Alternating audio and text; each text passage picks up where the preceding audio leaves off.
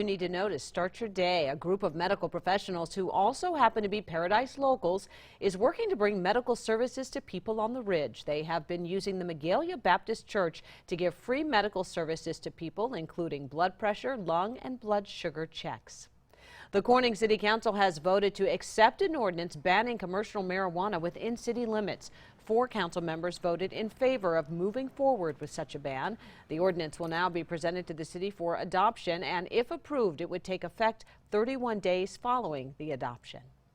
A new citywide survey shows addressing public safety is the most important thing to people who live in Chico.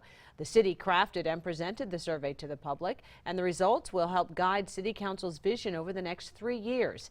In a city with a population of roughly 100,000, just over 800 people responded. A new California law will change the way ride-sharing businesses like Lyft and Uber operate.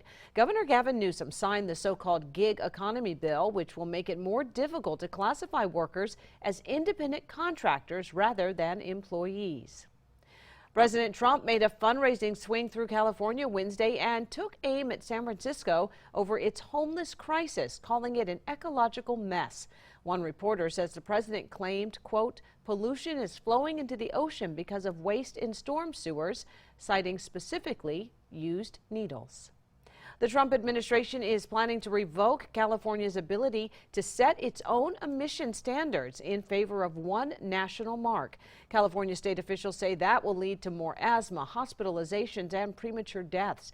President Trump tweeted the change would make cars cheaper and safer.